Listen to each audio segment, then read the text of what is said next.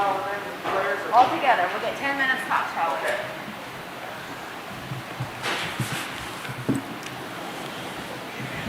Okay. Hasn't been used. We're going to go ahead and get started here with the Ohio State. I'm going to ask Coach Day to give an opening remark, and then we'll open up the floor for questions. If you have a question, please raise your hand. We'll bring a mic to you, and please state both your name and your media outlet when asking a question. Coach Day, can you give a general remark about today's game? Yeah, I'm just very proud of the coaching staff, the players, and the leaders of this team for playing the way we did, especially in the second half and winning this game.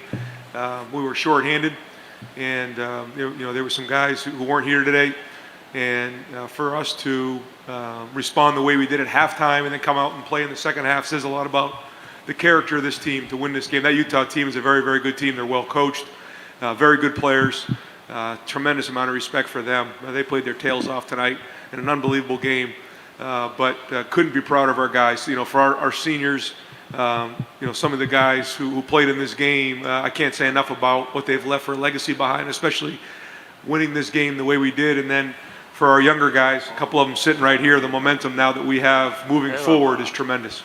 We had a lot of work to do in the offseason, but we found out a little bit about our team in the second half here. Okay, we'll take our first question here from the front in the black. Ryan, I know you said, Rob Aller, Columbus Dispatch, I know you said that you were telling Jackson don't try to do too much, but he didn't listen. He kind of did. Did you see that he did rise to the occasion in terms of the other guys being gone, and did feel like he needed to to do that? I think Jackson's done what he's done all year, and that's just play within himself. But certainly, some of the plays he made tonight was tremendous. We leaned on him a lot. At one point, I asked him, are you tired? On the play there where Clark caught him, and he looked at me like, what are you asking me for? Like, are you crazy? He went right back out there and played one of the best games probably in the history of the Rose Bowl. But I also thought CJ and he just have a great connection. They have a great feel, and I think there's a lot of trust there that's been built over the year. And I think it happened a little bit, in that Nebraska game. Who knows? You have to ask them. Maybe it happened last year. I don't know. But they read each other really well, and they got a special connection. I mean, the throw on the touchdown pass, the inside slot fade, the throw and the catch there is probably as good as I've ever seen in a big-time spot. Jackson, how about you? Did you feel like you had to fill in the blanks, so to speak, with Chris being gone and Garrett? Honestly, I just, trust the process, trust the coach is going to put me in the right opportunity, that CJ is going to put me in the right opportunity, and just, taking advantage of every opportunity that I get. I mean, that's the only thing I can do, really, and, it worked out, so. Our next question is from Bill up front. Bill Rabinowitz, Columbus Dispatch. For Ryan, you guys came in depleted. You were coming off the loss. You get down 14-0. Are you worried at that point that this could be not just not a good game, a loss, but what it means for the offseason, and how important was it to respond the way you did? I think it's huge. I worried, I don't know, but I knew that what an unbelievable opportunity. Like you said, down a bunch of guys, down some numbers in this spot. I kind of took a step back. I mean, obviously I was driving hard, but I also at halftime, there was a bunch of guys in that locker room that stepped up in a big way. And we talked about how, in that 2019 Big Ten championship game against Wisconsin, a bunch of guys did that. That same thing happened at halftime of this game. And when you have that type of leadership from within, that's when you can do whatever you want. And I think as we springboard into this offseason, that's the part that we're really going to go back upon in this game, is the leadership that drove us in the second half, that we weren't going to be denied. And two of them are sitting right here. And if we want to get to where we want to be next year, we certainly have it's a long way away from now, but I'm already thinking about that first game, and what that means is the leadership from these two guys has got to really springboard, especially the way they played in the second half of this game, or really the entire game, is really going to build some momentum. And for CJ, that word springboard, I mean, you were playing today with Jackson, but also new receivers. Marvin catches 3 touchdown passes. Could you kind of describe the chemistry you have with him, how important he was to this game, and what this game can mean for next year?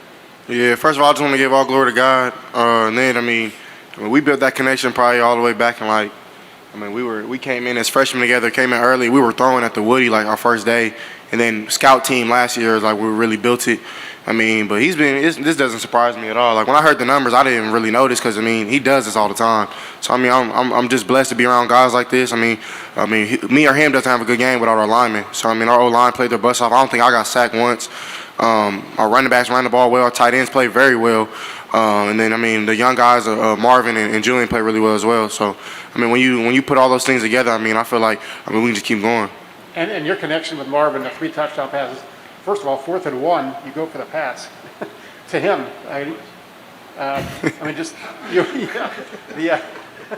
the connection you have with Marvin. Yeah, I call Marv route man Marv. I mean his routes are like amazing. I mean especially against a good corner like number 8. I know number 2 he had a decent game as well, filling in that spot. I mean respected their defense, but I think when my guys are rolling, I think we're pretty much unstoppable. But I mean we got to go out there and prove that. You know what I'm saying? So I mean Marv had a great game. I mean he showed y'all a little glimpse, but he has way more in his bag. Julian, I mean I know he popped his little shoulder out, but I mean he has way more in his bag as well. So I mean I know that they'll hit their peak next year. So you have a question up here in the front from Nick. Nick Hamilton, Nightcast Media, congratulations to all of you. My question is for CJ and Jackson.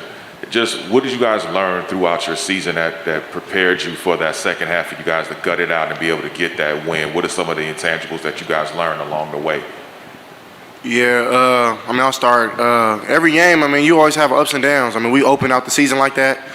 Took a hard loss in that second game, and then these are all learning experiences. And then we lose again, and we have a tough game with Nebraska. These are all learning experiences. I think when you're young, this is our first year starting. So when you have games like that under your belt, you know how to kind of finish those games off in a sense. You know not to panic, how to stay calm, and I think that's what we did. So I'm really proud of my guys for staying calm and not really panicking, not pointing fingers or anything like that. We all kind of stay even keeled and make sure that we was gonna win this game.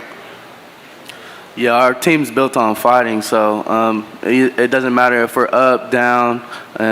We were down in the first half, but we just had to stay level-headed and keep fighting. So. Okay, we have another question on the back, and then we're going to go in the front. Question for Coach Day, Brendan Gulick, Buckeyes Now and Sports Illustrated. Coach, I know we're talking a lot of offense, and for good reason, but the defense in the second half looked like an entirely different unit than what you had in the first 30 minutes, particularly Tommy Eichenberg. Can you tell us what you were impressed about the way he played tonight? Well, like you said, I thought in the second half they made up their mind on defense that they were going to play different. It happened in the locker room. I heard it, and I got out of the way. And then they played with a different toughness, and we talked about playing fast and violent. And I thought they played that way in the second half. And when you make up your mind you're going to do something like that, then you can impose your will.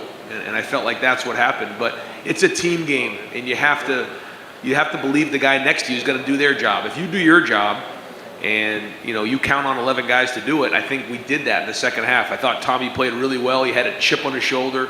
I thought Cade Stover, stepping in at linebacker, had a chip on his shoulder, and then the D-line at one point really imposed their will. And I think if we can start becoming more consistent in that area and having that mentality and hopefully building into the off season here, then we got a chance to have a really good defense next year. But those are the things that we're really going to have to hammer home, over the next few months into spring ball and in the preseason. Question for Jackson and for CJ. Guys, maybe not even just you personally, but as a team, how difficult is it to keep your focus for several weeks when you didn't play a game for over a month, and there's all this hype and all this anticipation about a game that for a while probably seems a long way off, and then once it gets here and you've got all the pomp and circumstance around the game, is it difficult to prep for a game like this and to stay focused, let alone perform like you did? I think what motivated us, wasn't just this game, but the previous game. So I know that was my motivation, just getting that bad taste out of our team's mouth and ending the season the right way, sending the seniors out the right way. That was probably the most important thing for me. So I'm super blessed to. And then on top of that, this is the Rose Bowl, man. Like, you know what I'm saying? This is where legendary games are being played. So if you ain't motivated to play it, I probably think I'll question your love of the game. You know what I mean? So every game that I go out there, I try to do my best, make sure I prepare the right way and do the right things. Because you never know what can happen in the game. So my job is to lead the team, lead our offense, and then I gotta watch everything. I gotta do everything that I need to do to make sure I lead the offense on the field. We have time for 2 more questions. We'll take one from up front here. Ryan, I know your mantras be tough and be aggressive. I don't know what your rushing numbers were, but is this a game where it didn't go the way maybe you thought it would, but it went the way it had to go? In other words, you know, the attacking pound it wasn't there, but the passing game sure was. Yeah, I thought, you know, early on, you know, we really wanted to mix it up. And so I guess, you know, we had just over, you know, 100 and something yards rushing. And then we went down a couple scores. You know, we hit on some big passes. Like, I think there was 3 series in a row where we had like 2 or 3 plays that just kind of kept going. And then we just got into a rhythm throwing the ball. I thought we did have a good mix of run and pass. Some of the stuff that will show up on the stat sheet as passes are run pass options, you know, whether they're bubbles or, you know, throws down the field. And I thought CJ did an excellent job of executing in those spots. So, yeah, we were a little pass heavy here, but I did think that we played with more physicality up front. I thought that the offensive line handled their front very well. They have a good front.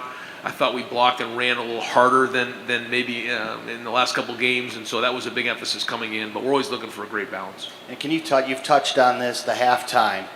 Who said what? What was said that got things going here? You know, I'll kind of leave that for the locker room. You know, there was some things that I probably can't repeat, and that's okay. That's the way football goes. But that's the toughness and that's the edge that we have to play this game with all the time. It's a physical game that has to be played fast and violent, and proud of our guys for playing that way in the second half. Our last question will be from up front here. And Jackson, I believe that you had the most receiving yards of anybody ever in a bowl game. What does that mean to you? What does it mean? Yeah. I mean, it's just a blessing. I got to give all thanks to God. You know, without him, nothing's possible. Got to give thanks, you know, to Coach and CJ, of course, for giving me the opportunities. And, you know, the O-line, I mean, it's, you know, it's not just me. I couldn't have done it without them. You know, I just try to take in every moment, every time the ball's in the air. And, you know, I felt like I did that today. So, you know, it's a blessing. And Ryan, 2 quickies. How's Lathan? It looked like a bad injury. Lathan Ransom. Yeah. You know, I don't know exactly what happened, but it was similar to Josh Proctor, you know, and just standing over him, you know, it just shows you what a tough game this is. And so prayers go out to Lathan and his family, and him hopefully gets a quick recovery in this area. And it was 2 times on 4th and 1 you went for the pass? Well, you know, honestly, CJ at one point said, you know, the play that we called on 4th down, he liked it early on.